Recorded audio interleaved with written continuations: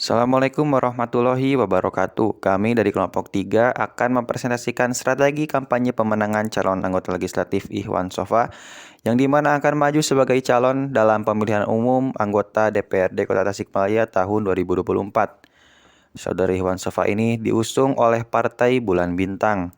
Terdapat 8 kelurahan yang berada di wilayah Dapil 4 Kota Tasikmalaya. Yang pertama adalah Mangkubumi, Cigantang, Karikil, Linggajaya, Cipawitra, Sambong Pari, Sambong Jaya, dan Cipari. Berikut adalah daftar pemilih tetap Dapil 4 Kota Tasikmalaya. Di dalam tabel tersebut kita dapat lihat bahwasannya Mangkubumi memiliki populasi pemilih yang terbanyak dan jumlah TPS yang terbanyak juga. Sedangkan Cipawitra memiliki jumlah TPS yang paling sedikit dan juga jumlah populasi pemilih yang lebih sedikit. Jumlah kursi yang diperebutkan di Dapil 4 Mangkubumi sejumlah 12 kursi. Analisis situasi segmenting Dapil 4 Kota Tasikmalaya. Yang pertama, geografi. Daerah Dapil 4 sebagian besar berada di wilayah Kecamatan Mangkubumi yang merupakan daerah dataran rendah, yaitu berada di ketinggian 325 sampai 375 meter di atas permukaan laut. Yang kedua, demografi. Mayoritas masyarakat yang tinggal di wilayah Dapil 4 rata-rata adalah petani, buruh, pabrik, serta karyawan. Rata-rata berpendidikan menengah dan menengah ke bawah. Yang ketiga, psikografi. Mayoritas masyarakat yang tinggal di wilayah Dapil 4 rata-rata berafiliasi dengan Ormas NU. Akan tetapi, banyak juga masyarakat yang berafiliasi dengan ormas lain seperti Muhammadiyah, PUI, dan Persatuan Islam. Target sasaran kampanye. Yang pertama ada target sasaran kampanye primer, yaitu masyarakat yang memiliki pekerjaan sebagai karyawan dan petani atau kelas menengah dan menengah ke bawah. Yang kedua, berpendidikan menengah dan menengah ke bawah. Yang ketiga, tinggal di daerah pedesaan dan pinggiran kota. Yang keempat, bukan pemilih pemula karena Ikhwan Sofa ini pernah memenangkan pilkada sebelumnya, maka kami menargetkan agar pemilih-pemilih sebelumnya memilih kembali Ikhwan Sofa. Yang terakhir adalah laki-laki dan perempuan. Kemudian target sasaran kampanye sekunder. Yang pertama, bekerja di luar sebagai karyawan dan petani atau pengusaha. Yang kedua, berpendidikan menengah ke atas. Yang ketiga, pemilih pemula. Yang keempat, Islam dan memiliki ikatan ideologi dengan NU dan PUI. Karena Ikhwan Sofa sendiri pernah memiliki jabatan yang strategis di Ormas PUI. Dan yang terakhir, laki-laki dan perempuan. Dan berikut merupakan tingkat elektabilitas calon Ikhwan Sofa. Bisa dilihat Kelurahan Mangkubumi sebesar 20%, Cigantang 35%, Karikil 2%, Linggajaya 12,5%, Cipawitra 3%, Sambong Pari 9,5%, Sambong Jaya 11%, Cipari 7%. Dan bisa dilihat bahwasanya tingkat elektabilitas tertinggi Ikhwan Sofa berada di Kelurahan Cigantang, sedangkan tingkat elektabilitas paling rendah berada di Kelurahan Karikil. Goals dan objektif. Yang pertama, identifikasi calon. Caleg tidak terlalu aktif dalam bermedia sosial sehingga kurang dikenal oleh para pemilih pemula. Yang kedua, tujuan kampanye, yaitu menambah jumlah kursi PBB DPRD Kota Tasikmalaya Dapil 4 menjadi 4 kursi. Yang ketiga, persoalan kampanye, yaitu program kampanye yang dilakukan selama ini belum mampu menambah suara perolehan Partai Bulan Bintang secara signifikan. Yang keempat, target kampanye. Target untuk wilayah Dapil 4 Kota Tasikmalaya adalah meningkatkan perolehan suara sebesar 3.500 suara. Yang kelima, communication goals, yaitu untuk meningkatkan kesadaran dan pengetahuan konstituen potensial pemilih terhadap caleg nomor urut 1 di Dapil 4 Kota Tasikmalaya. Berlanjut ke SWOT analisis Ikhwan Sofa bagian kekurangan dan kelebihan calon. Yang pertama, kekurangannya antara lain dana terbatas dan kurang aktifnya caleg dalam bermedia sosial.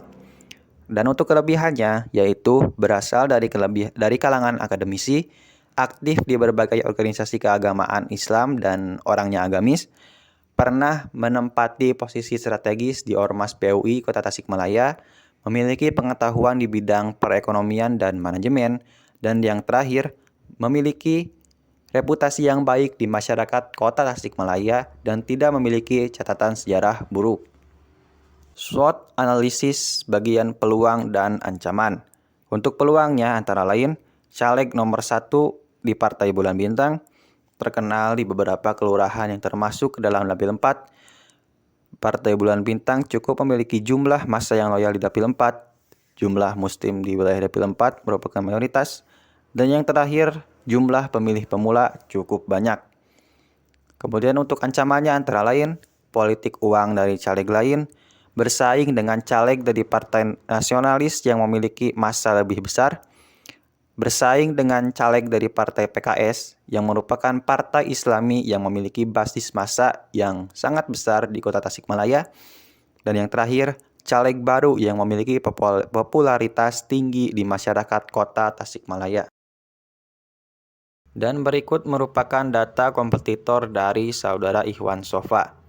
Untuk nama-nama calon terpilih dan perolehan suara serta peringkat, Anda dapat simak sendiri di tabel ini. Dan jika kita perhatikan, dalam pemilihan DPRD Kota Tasikmalaya ini, terdapat beberapa partai Islami serta nasionalis yang ikut bertandang juga, yaitu Partai Golkar, Gerindra, Demokrat, PAN, PDI, PKS, dan PKB.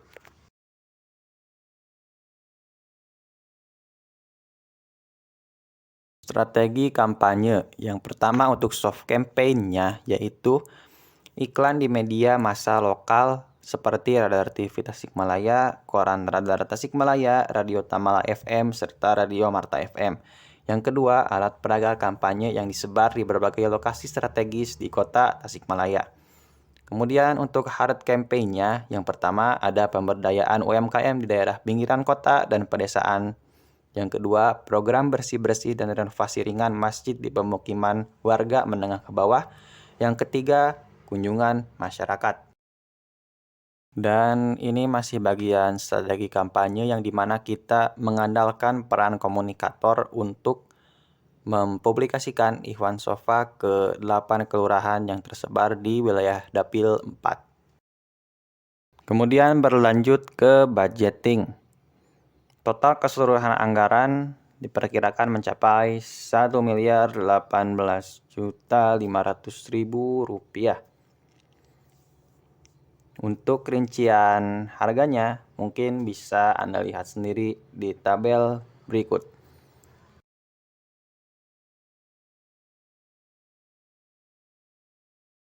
Berlanjut ke evaluasi. Yang pertama, melakukan monitoring terhadap UMKM di daerah pinggiran kota dan pedesaan yang diberi pembinaan dan modal tambahan. Yang kedua, melakukan monitoring terhadap media massa lokal yang memberitakan kegiatan kampanye caleg nomor 1 dari PBB, antara lain Radar TV Tasikmalaya, Koran Radar Tasikmalaya, Radio Tamala FM, dan Radio Marta FM. Yang ketiga, melakukan survei terhadap kegiatan kampanye yang sudah dilakukan untuk mengetahui tingkat antusias, ketertarikan, dan pendapat masyarakat terhadap caleg nomor 1 dari PBB. Yang keempat, jika terdapat suatu kegiatan kampanye yang ternyata kurang efektif di lapangan, maka kegiatan tersebut akan digantikan oleh kegiatan lain yang lebih efisien dan dapat meyakinkan serta memobilisasi masyarakat. Timeline kegiatan kampanye dapat dilihat dalam tabel bahwasanya dari bulan Januari hingga Juni kami akan memfokuskan untuk sosialisasi calon melalui media massa lokal, yaitu melalui Radar TV Tasikmalaya, Koran Radar Tasikmalaya, Marta FM, dan juga Tamala FM. Lalu sosialisasi akan terus berlanjut sampai bulan Desember. Kemudian di bulan November kita akan mulai agenda lain, yaitu pemberdayaan UMKM dan kunjungan masyarakat, serta program bersih-bersih dan renovasi ringan masjid. Kedua agenda tersebut dijadwalkan ada di bulan November dan Desember. Sekian presentasi dari kelompok 3. Mohon maaf jika ada kekurangan dan kata-kata yang kurang mengenakan. Kami pamit. Assalamualaikum warahmatullahi wabarakatuh.